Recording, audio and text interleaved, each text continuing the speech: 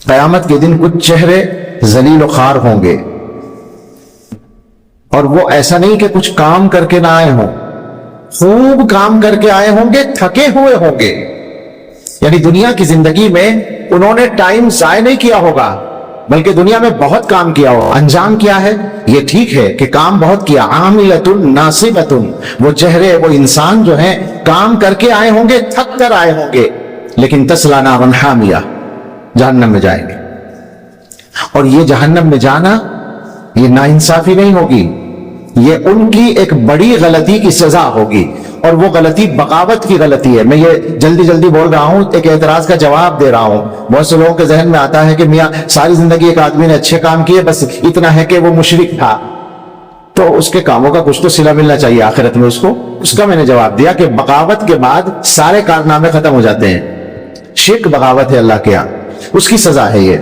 تو آپ سوچیں ذرا کہ ایک آدمی زندگی بھر محنت کر کے آیا اور اس کو کچھ نہ ملا، آخرت کی کچھ نہ ملا نہیں، تکلیفیں ملی، مصیبت ملی، توہین ملی، آگ ملی، پیاس ملی، بھوک ملی، ذلت ملی. تو کیا انجام ہے یہ؟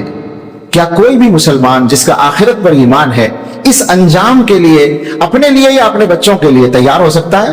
سوچنے کی بات ہے. اس حقیقت کو سامنے رکھ کر جب مسلمان فیصلہ کرتا ہے تو اس کے لیے سمجھنا بہت آسان ہوتا ہے کہ مسئلہ سب سے بڑا ایمان کا ہے.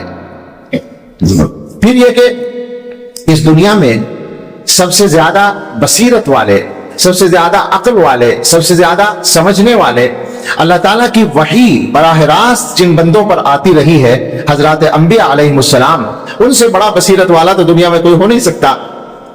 وہ اپنی اولادوں کے ایمان پر مرنے کی فکر کرتے تھے. جو آیت مشہور ہے، میں نے بھی پڑھی ہے، کہ ابراہیم علیہ السلام نے، یعقوب علیہ السلام نے اپنے اپنے وقتوں میں اپنے بچوں کو اس کی وصیت کی کہ مرنا ہے ایمان کی حالت میں، اسلام کی حالت میں، اور کسی حالت میں نہیں مرنا ہے.